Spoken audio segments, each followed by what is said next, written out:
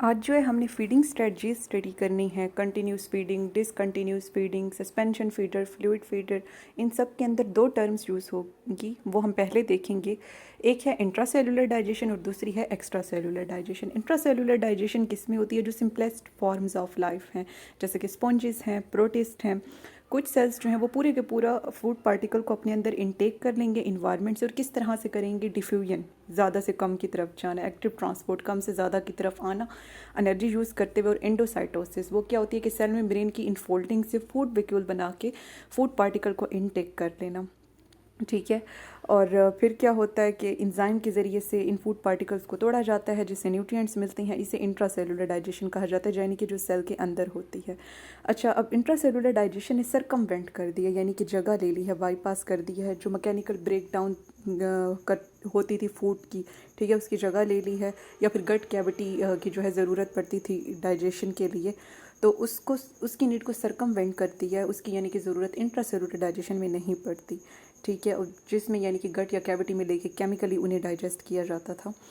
तो नेक्स्ट जो है तो इसने यानी कि इसका एक और फ़ायदा है कि इसने एनिमल के का जो साइज़ है उसके हवाले से जो उसकी फूड का साइज़ है उसे लिमिट कर दिया है। अब सेल का साइज़ छोटा होता है तो वो फूड पार्टिकल भी उतना ही ले सकता है, उससे बड़ा नहीं ले सकता। ठीक है, फिर वो कह रहे हैं कि इससे यानी कि या तो वो सारे के सारे न्यूट्रिएंट्स लेगा या कुछ न्यूट्रिएंट्स लेगा। प्रोटोजोआ में, स्पॉन्जेस में, नडेरियन में, रोटिफर्स में, प्लेटीहेल्मिन्थेस में, बाइवाल्व मोलस्क में और कॉर्डेट्स में, ये सारी इसकी मिसालें हैं। अच्छा, जो कॉर्डेट्स हैं ना, इसके अंदर वो ऑर्गेनिज्म आ जाते हैं जिनमें रीढ़ की हड्डी होती है, जैसे कि ह्यूमंस हैं, एलिफेंट हैं, बर्ड्स हैं। ठीक है, नेक्स्ट हमने देखनी है एक्स्ट्रा सेलुलर डाइजेशन। ये बड़े साइज़ के एनिमल्स में होती हैं और इसमें स्ट्रक्चर और मैकेनिज्म काफ़ी हद तक इवॉल्व हो गए हैं अब। अच्छा, अब इसमें इंजाइमेटिक ब्रेक डाउन भी होगी बड़े फूड के पार्टिकल्स की, उनके कॉन्स्टिट्यूएंट पार्टिकल में, और ये काम एक खास ऑर्गन में होगा या फिर कैविटी में होगा। अब फूड के जो न्यूट्रिएंट्स होते हैं, फिर क्या होता है कि जब एंजाइम उन्हें डाइजेस्ट कर देते हैं तो फिर वो गट कैविटी की जो वाल होती है, उन सेल्स को, जो सेल्स उस वाल को बना रही होती हैं, वो न्यूट्रिएंट्स जो कि एंजाइम से टूटे हैं वो उसके अंदर चले जाएंगे। ठीक है, और फिर ये यानी कि एनर्जी मेटाबॉलिज्म करेंगे या फिर बायोसिंथेसिस करेंगे। बायोसिंथेसिस मतलब दूसरे पार्टिकल जो कि बॉडी के लिए रिक्वायर हैं वो बनाएंगे या फिर एनर्जी देंगे। नेक्स्ट जो है हमने फीडिंग स्ट्रेटजीज देखनी है, तो पहले हम सस्पेंशन फीडर्स देखते हैं। सस्पेंशन अच्छा, पार्टिकल्स जो है दो तरह के होती हैं। एक वो जो कि डिपॉजिट हो जाते हैं सी फ्लोर के ऊपर, समंदर की सतह के ऊपर, उन्हें हम डिपॉजिट मटेरियल कहते हैं, उसकी फीडिंग हम आगे देखेंगे।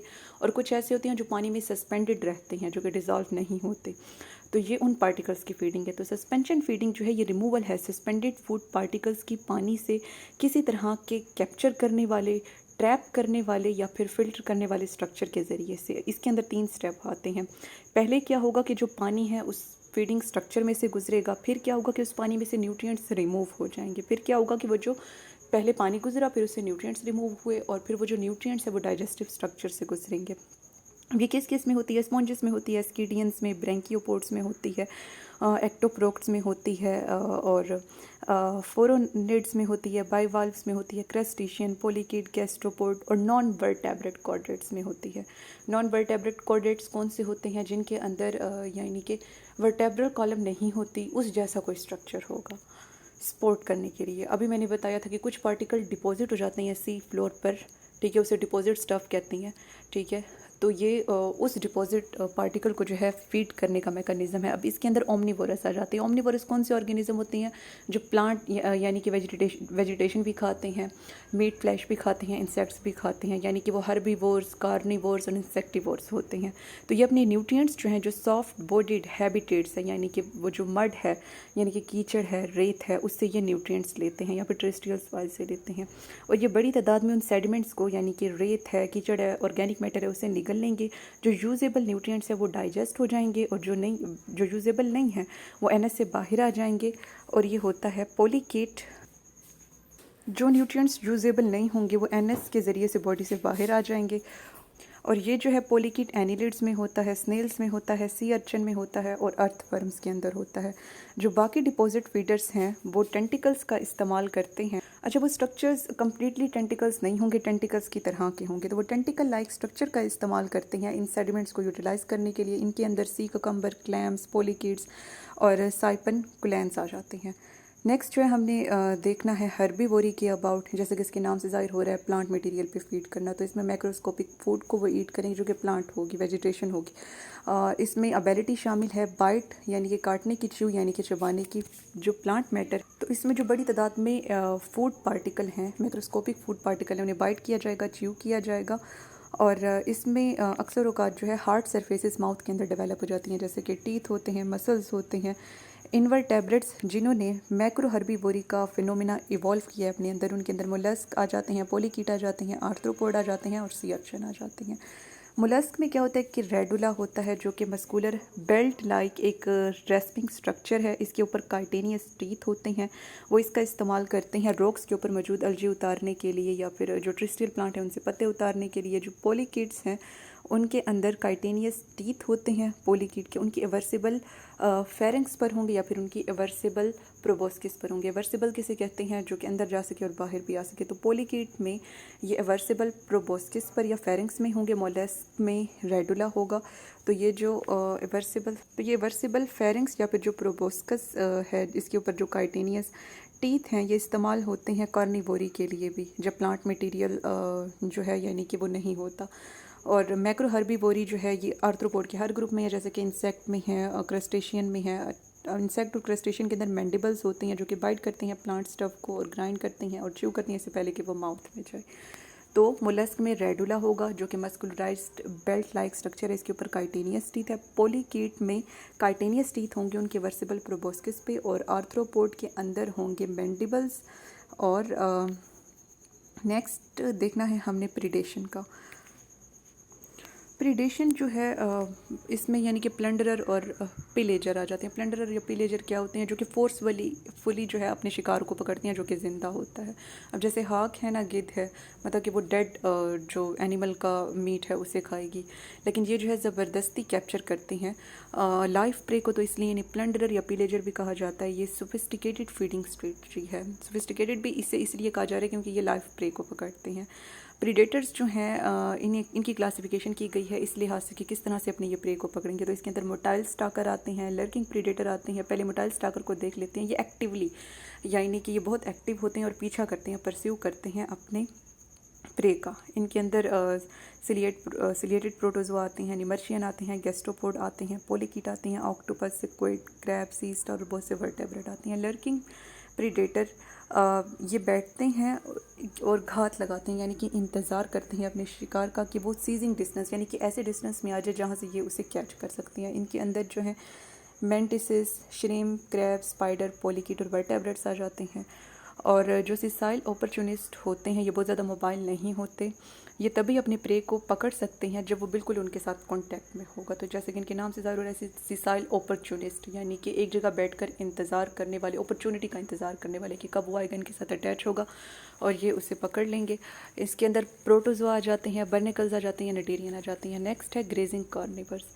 ये सबस्ट्रेट के ऊपर मूव करते हैं, तो मूव कर रहे होते हैं तो ये स्मॉल ऑर्गेनिज्म को खाते जाते हैं। इनकी डाइट के अंदर सिसाइल और स्लो मूविंग एनिमल्स आ जाते हैं, जैसे कि स्पॉन्जेस, एक्टोप्रोक्स, ट्यूनिकेट, स्नेल्स, वर्प्स और क्रस्टेशियंस। नेक्स्ट जो है सरफेस न्यूट्रिएंट अब्जॉर्प्शन। कुछ जो बहुत ज़्यादा स्पेशलाइज्ड एनिमल्स होते हैं उन्होंने डिस्पेंस कर ली, यानी कि छुटकारा पा लिया है जो सारा मैकेनिज़्म होता है प्रे को पकड़ने का, फिर उसे इंजेस्ट करने का, फिर डाइजेस्ट करने का। तो ये डायरेक्टली न्यूट्रिएंट्स को जो एक्सटर्नल मीडियम है उनकी बॉडी सरफेस का जो कोई भी होगा उसे अब्जॉर्ब करने की। ये मीडियम जो है न्यूट्रिएंट से भरा हुआ सी का वाटर भी हो सकता है, दूसरे एनिमल्स की डाइजेस्टिव ट्रैक्ट भी हो सकती है, उनका बॉडी फ्लूइड भी हो सकता है। कुछ फ्री लिविंग प्रोटोजोआ जैसा कि काइलोमोनास ये न्यूट्रिएंट्स को बॉडी सरफेस से अब्जॉर्ब कर लेते हैं। कुछ फ्री लिविंग प्रोटोजोआ जैसे कि काइलोमोनास जो है न्यूट्रिएंट्स को अब्जॉर्ब कर लेते हैं बॉडी सरफेस से, जैसे कि एंडोपैरासाइटिक प्रोटोजोआ होते हैं, सेस्टोड वर्म होते हैं, एंडोपैरासाइटिक गैस्ट्रोपोड, क्रस्टेशियन होते हैं। अच्छा, इन सब के अंदर ना तो मुंह होता है ना डाइजेस्टिव सिस्टम होता है, तो ये न्यूट्रिएंट्स को बॉडी सरफेस से अब्जॉर्ब कर लेते हैं। जो नॉन पैरासाइटिक मल्टीसेलुलर एनिमल्स हैं उनके अंदर मुंह नहीं होता, डाइजेस्टिव सिस्टम भी नहीं होता, वो न्यूट्रिएंट्स को अब्जॉर्ब कर लेते हैं, जैसे कि गटलेस बाइवाल्व्स और पोगोनोफोरान वर्म। पोगोनोफोरान वर्म जो है ये न्यूट्रिएंट को सी वाटर से अब्जॉर्ब करते हैं और ये अपनी न्यूट्रिशन को यानी कि रिच कर लेते हैं कार्बन से, जो कि इनके टिश्यूज़ के अंदर जो बैक्टीरिया सिम्बियोटिक रिलेशन में रह रहा होता है वो प्रोवाइड करता है। तो पोगोनोफोरान उस सिम्बियोटिक रहने वाले बैक्टीरिया से जो कि कार्बन देता है वो ले लेते हैं। नेक्स्ट जो है हमने फ्लूइड फीडर्स देखनी है, जैसे कि इनके नाम से ज़ाहिर हो रहा है ये बायोलॉजिकल फ्लूइड पे फीड करते हैं प्लांट के और एनिमल के, जो कि न्यूट्रिएंट से रिच होता है। फ्लूइड के ऊपर फीड करने के मैकेनिज्म को फ्लूइड फीडिंग कहते हैं।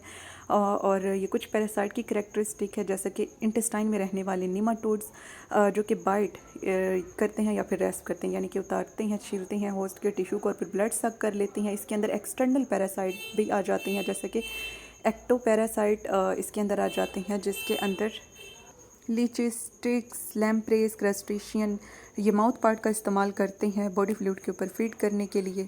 ठीक है, जैसे कि सी लैम्प्रे का फनल शेप्ड स्ट्रक्चर होता है जो कि उसके माउथ को सराउंड कर रहा होता है। इसके अंदर 200 रेस्पिंग टीथ होते हैं, रेस्प लाइक टंग होती है। लैम्प्रे जो है इस फनल लाइक सक्शन कप का इस्तेमाल करता है फिश होस्ट जो होती है उसे ग्राइंड करने के लिए, और अपनी यानी कि उसे ग्राइंड करेगा टंग के साथ और फिर फिश की बॉडी में होल क्रिएट करेगा और फिर ब्लड को सक कर लेगा या फिर बॉडी फ्लूइड को वाउंड से। नेक्स्ट वो कह रही हैं कि जो बटरफ्लाई, मोथ और एफिड होते हैं इनके ट्यूब लाइक माउथ पार्ट होते हैं जो कि इन्हें इस काबिल बनाते हैं कि प्लांट स्टफ़ को अब्जॉर्ब कर सकें। जो ब्लड सकिंग मॉस्किटो हैं इनके जो माउथ पार्ट होते हैं उनके अंदर पिर्स करने वाले, सुराख करने वाले स्टाइलेट होते हैं। जो पोलन और नेक्टर फीडिंग बर्ड्स हैं उनकी लॉन्ग बिल्स होती हैं और टंग्स होती हैं। बिल जो है एक ख़ास किस्म का स्ट्रक्चर है जिसकी स्पेशलाइज्ड लेंथ होती है ख़ास किस्म के फ्लावर्स के लिए। कुछ बर्ड्स की जो टंग्स होती हैं वो उनकी टिप जो होती है ब्रश लाइक होती है या हॉलो होती है, या ये दोनों हो सकती है नेक्टर को फ्लावर से लेने के लिए। जो दूसरी नेक्टर फीडिंग बर्ड्स हैं उनकी शॉर्ट बिल होती है जिसके ज़रिए से वो फ्लावर के अंदर सुराख करेंगे और अपनी टंग का इस्तेमाल करेंगे नेक्टर लेने के लिए। कुछ मैमल्स जो कि ब्लड के ऊपर फीड करती हैं उनके अंदर वैम्पायर्स आ जाती हैं और बैट्स आ जाती हैं, जैसे कि डेस्मोडस जो कि ट्रॉपिकल साउथ और सेंट्रल अमेरिका में रहती हैं। तो लैम्प्रे का फनल शेप्ड स्ट्रक्चर है। बटरफ्लाई, मोथ और एफिड के ट्यूब लाइक माउथ पार्ट है। ब्लड सकिंग मॉस्किटो के जो माउथ पार्ट हैं, ठीक है, ब्लड सकिंग मॉस्किटो के इनके पिर्सिंग स्टाइलेट हैं और कुछ की लॉन्ग बिल, कुछ की शॉर्ट बिल, और कुछ बर्ड जो हैं इनकी ब्रश लाइक टिप होती है या हालो जो है उनकी, यानी कि टंग उनकी जो टंग की टिप है वो या तो हालो होगी या ब्रश लाइक होगी। अच्छा हाँ, ब्लड सकिंग जो बैट्स होती हैं ये अटैक करती हैं, ये जो बैट्स होती हैं बर्ड्स के ऊपर, कैटल के ऊपर, हॉर्सेस पर, और इनके फ्रंट टीथ नाइफ की तरह शार्प होते हैं जिससे ये ब्लड वेसल्स को पेस्ट करेंगे, उसमें सुराख करेंगे और फिर वो जो बहता हुआ ज़ख़म है ओजिंग वाउंड है उसे ये लिक कर लेंगी। और जो नेक्टर फीडिंग बर्ड्स हैं इनकी लॉन्ग टंग्स होती हैं नेक्टर को एक्सट्रैक्ट करने के लिए फ्लावर्स में से ब्लड फीडिंग बैट्स की निस्बत। और ब्लड फीडिंग जो बर्ड्स हैं उनकी निस्बत इनकी डेंटेशन भी रिड्यूस होती है। तो नेक्टर फीडिंग बर्ड्स की लॉन्ग टंग है और डेंटेशन रिड्यूस है ब्लड पे फीड करने वाली बर्ड्स की निस्बत। जो नेक्टर फीडिंग हनी पोसम है, ये हनी को पे फीड करती है, हनी को सक करती है, तो इनकी लॉन्ग ब्रश लाइक टंग है और वो टिप्ड होती है। ठीक है, तो इनकी हनी पोसम की लॉन्ग टंग है, ब्रश लाइक है, ठीक है, और टिप्ड है और इसमें डेंटेशन नहीं होती। नेक्स्ट जो है हमने लास्ट इसकी स्ट्रेटजीज देखनी है, कंटिन्यूस और डिसकंटिन्यूस। कंटिन्यू जैसे इसके नाम से ज़ाहिर हो रहा है कंटिन्यूसली फीड करेंगे, स्लो मूविंग होते हैं, कंप्लीटली सेसाइल होते हैं, एक जगह पर परमानेंटली रहते हैं, जैसे कि एक्वेटिक सस्पेंशन फीडर इसमें आ जाते हैं, जैसे कि ट्यूब वर्म, बर्नकल्स, ठीक है, एक ही जगह पर रहेंगे और स्ट्रेन यानी कि लेते रहेंगे फूड पार्टिकल्स को वाटर से। नेक्स्ट डिसकंटिन्यूस फीडर्स हैं, ये बहुत ज़्यादा एक्टिव होते हैं, मोबाइल होते हैं, इनके डाइजेस्टिव सिस्टम जो है ज़्यादा स्पेशलाइज्ड हैं कंटिन्यूस फीडर्स की निस्बत, क्योंकि इन्हें बड़ी मिकदार में खुराक लेनी होती है और फिर उससे यानी कि चबाना भी होता है, स्टोर भी करना होता है। बहुत से कार्निवर्स मिसाल के तौर पर परस्यू पीछा करते हैं और पकड़ लेते हैं अपने प्रे को। जब वो कामयाब हो जाते हैं तो वो बड़ी मिकदार में जो है खुराक खा लेंगे ताकि उन्हें कंटिन्यूस यानी कि पीछा करने में अपने प्रे का टाइम ना गुजारना पड़े। तो इनके डाइजेस्टिव सिस्टम ऐसे होते हैं जो कि इन्हें स्टोरेज की इजाज़त देंगे और आहिस्ता आहिस्ता यानी कि ग्रेजुअल डाइजेशन की इजाज़त देंगे इन फ्रीक्वेंट मील्स को, जो कि बड़ी तादाद में होती हैं। हर भी वो जो ज़्यादातर टाइम ईटिंग में गुजारते हैं कार्निवोर्स की निस्बत, लेकिन ये डिसकंटिन्यूस फीडर हैं, इन्हें एक जगह से दूसरी जगह जाना पड़ता है और जब पूरा ख़त्म हो जाती है और यानी नेचुरल इन्वायरमेंट में तो ये बाहर भी कम निकलती हैं ताकि यानी कि इन प्रीडेटर से इनका कम से कम एक्सपोजर हो। और इनके जो डाइजेस्टिव सिस्टम होते हैं वो ऐसे होते हैं कि ये तेज़ी से रिपीट फूड गैदरिंग करते हैं, ठीक है, रिपीट फूड गैदरिंग होगी और ग्रेजुअल डाइजेशन होगी। जैसे कि र्यूमन्स के अंदर जो है हम देखते हैं वो गाय भैंसों के अंदर जगाली का होता है। पहले क्या होता है कि जहाँ कहीं से उन्हें खुराक मिली उन्होंने खा ली, फिर कंफर्टेबल जगह पे जाके उससे च्यू किया अपने कट को, यानी कि अपने खुराक को चबाया। तो इसके साथ ही हमारा लेक्चर एंड होता है। मेरे चैनल को सब्सक्राइब करना ना भूलें। मिलते हैं नेक्स्ट किसी टॉपिक के साथ, तब तक के लिए अल्लाह हाफिज़।